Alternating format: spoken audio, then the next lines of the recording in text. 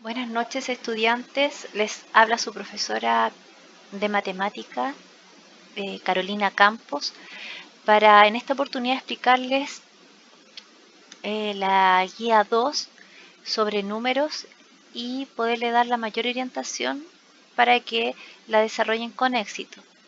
Tenemos como primer objetivo comparar números racionales tanto en su forma fraccionaria como en su forma decimal. Entonces, acá, como un apunte de autoayuda, les planteé comparar dos fracciones, 3/4 y 5/2. Queremos conocer cuál es mayor o cuál es menor. De eso consiste en comparar. Y para ello, entonces, les explico el método más sencillo para las fracciones, que consiste en multiplicar cruzado. Por eso están estas líneas rojas. Si nosotros multiplicamos cruzado, vamos a obtener 3 por 2. Y aquí entonces está el pensamiento de cálculo, que nos daría 6. Se registra o se piensa que debe quedar esta información sobre el número que está en el numerador de la fracción. Hacemos la otra multiplicación cruzada y decimos 5 por 4 y la registramos en el numerador de la fracción. Nos daría 20. Y ahora, a través de estas respuestas, el 6 y el 20, descubrimos cuál es la mayor fracción, comparando estos números. Entonces, si nosotros nos ponemos a pensar, ¿cuál sería mayor, el 20 o el 6? Entonces vamos a encontrar que el mayor es 20. La desigualdad que entonces nos ayudaría para poder registrar que esta cifra de 5/2 es la mayor, es cuando la desigualdad deja las dos puntas de las flechas hacia este valor. También lo podemos pensar de que 3/4 es menor que 5/2. Y entonces también nosotros podemos asumir que eso ocurre porque 6 es menor que 20. Y en este caso, cuando quiero indicar al menor, la desigualdad, la única punta de la desigualdad, tiene que estar hacia el valor del menor. Ahora vamos a trabajar para encontrar y comparar números decimales. Para comparar números decimales siempre se parte de izquierda a derecha. Primero se comparan las cifras que son los valores enteros. En este caso tengo 4,25 y 4,21 y si usted se fija en ambos tengo 4 unidades en la parte entera. Entonces, si esa parte me coincide, avanzo con la siguiente, que sería en la primera cifra decimal. En este caso, ahí tenemos acá a la izquierda un 2, en la cifra de la derecha un 2. Y al ser iguales, entonces todavía yo no tendría un parámetro para poder comparar. Avanzo a la segunda cifra decimal, llamada centésima. Y en el primer valor tengo un 5 y en el otro tengo un 1. Por lo tanto, aquí al ya ser distinto, yo voy a poder comparar y decir, bueno, ¿cuál es menor? ¿El 1 o el 5? Al ser menor el 1, entonces la desigualdad, la punta de la flecha de la desigualdad debe apuntar al menor. ¿Ya? Y con eso entonces podemos concluir que finalmente la cifra completa decimal 4,21 es menor que 4,25. Considerando entonces esta explicación, la idea es que primero usted se apropie de poder comparar números fraccionarios, que son estos que están acá.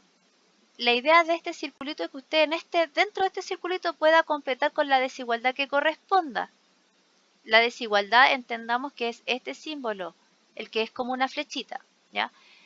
Ese símbolo es el que usted debe completar aquí si es mayor o menor, recordando siempre que la punta de la flecha le debe apuntar o indicar la menor fracción. En la segunda etapa están los números decimales, ¿ya? Solamente que hay un pequeño detalle, que el número decimal en el computador me lo arrojó con un punto, pero tenemos que asumir de que es una coma decimal para todos los ejercicios que aparecen en este ítem, ¿ya? Entonces la idea es que usted vaya aplicando la misma técnica que reforzamos acá en el ejemplo anterior y pueda en el cuadrado dentro de este rectángulo completar con la desigualdad mayor o menor. entendiendo nuevamente e insistirles que la punta de la flecha de esta desigualdad siempre indica al menor. Como segundo objetivo tenemos que proponerles maneras distintas para que usted escriba números equivalentes. Y para ello entonces tenemos que saber transformar una fracción a decimal y también un decimal a fracción. Para eso entonces, acá están los pasos para conversión de ambos tipos de números, pero también se les da un apoyo aquí en YouTube a través de colegas que han explicado esto como si fuese una clase dentro del aula, ¿ya? Ese también es un material interesante porque pueden visualizar, pueden escuchar al profesor y acá está de la misma manera explicado con los pasos, ¿ya?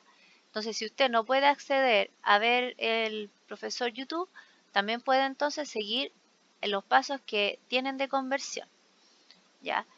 Y la idea es que una vez que entonces usted comprenda cómo transformar el decimal en fracción, ¿ya?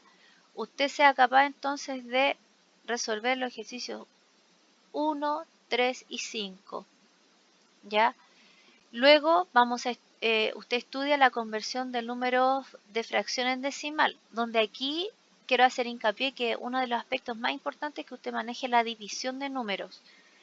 Y como es una habilidad que ya debería traer, igual, no obstante, busqué una clase relacionada con el repaso de el desarrollo de una división a través de este link, ¿ya? ¿Por qué? Porque cuando uno divide dos números, la respuesta que es llamada cociente nos va a arrojar la cifra decimal, ¿ya? Entonces la idea es que usted pueda entonces transformar los otros ejercicios, los otros tres, a número decimal. Como tercer objetivo nos proponemos que usted sea capaz de calcular las potencias de base entera y exponente natural. Habíamos el otro día conversado cuando reforzamos las operatorias básicas que había una operación que era la famosa potencia. Y ahora yo se las quiero explicar. Las potencias contienen dos números importantes. Una, el más grande, que el que estoy aquí señalando, es considerado base. Y el que está más aquí arribita de manera pequeñita, como por sobre el número 7, es el llamado exponente. El exponente me va a indicar cuántas veces yo debo multiplicar el valor que me indica la base. Entonces, si en este ejemplo yo digo que el 2 es el exponente, es porque entonces 2 veces yo debo multiplicar el 7. Y luego al desarrollar la multiplicación voy a obtener la respuesta de la potencia. Cuando yo tengo un 7 con ese 2 como exponente, yo puedo tener varias maneras de decirlo. Nosotros podemos decir esto es un 7 elevado a 2. También podemos decir que es un 7 elevado al cuadrado. O también podemos decir que es un 7 que está elevado a la segunda potencia. ¿Cuál es la idea entonces? Que a continuación ustedes puedan desarrollar los ejercicios que están aquí, ¿no es cierto? Observando muy bien cuál es el exponente, entendiendo tal cual como se hizo en el ejemplo cuál es el desarrollo para el argumento matemático y luego la respuesta del cálculo que sería también la respuesta de cada potencia. Por último, en el último ítem de esta guía, les proponemos como objetivo que sea capaz de encontrar el elemento ausente en una igualdad de una potencia. En este caso, hay un ejemplo. Dice, ¿cuál es la base de una potencia elevada al cuadrado si su resultado es 9? Y aquí entonces yo les pude expresar cómo debemos pensarlo dentro de nuestra cabecita. Nos está preguntando un número que nadie conoce, por lo tanto es un signo de interrogación, una incógnita, un número desconocido. Pero nos da la pista de que va elevada al cuadrado. Por de ahí entonces escribimos el exponente pequeñito arriba. Y me da la respuesta, dice el resultado es 9. Por lo tanto, ahí entonces registro que la respuesta debe dar 9. Yo les aconsejo que cuando inicien este ítem, ya, y el ítem 3, puedan hacer una nómina en la cual ustedes puedan ir escribiendo todas las potencias. 0 por 0 igual a 0, 1 por 1 igual a 1, 2 por 2 igual a 4, después 3 por 3 igual a 9, porque ello le ayudará a entender por qué este valor que está oculto es el 3, porque nosotros entonces debemos manejar que 3 por 3 le va a dar 9, y que ahora ese 3 que yo estoy multiplicando dos veces es el valor que corresponde a colocar aquí en la base. Ahora, este ítem tiene como objetivo que lo podamos desarrollar de manera horizontal, es decir, cada fila corresponde a un ejercicio independiente al del otro. Y yo les doy pistas diferentes para que ustedes puedan pensar en cómo desarrollarlo. Acá, por ejemplo, en la primera fila, la pista que les doy es la pregunta. Sin embargo, usted, como ya entendió qué debe pensar, escribe acá la expresión matemática, justifica a través del cálculo y luego responde. En la segunda fila, si usted se fija, le di otra pista distinta a la anterior. Entonces usted procesa esta pista que yo le doy acá, que es la justificación a través del cálculo, y usted hace la pregunta que se asocia a ese desarrollo, la expresión matemática que debiese manejar y luego la respuesta. Así hasta terminar hasta la cuarta fila.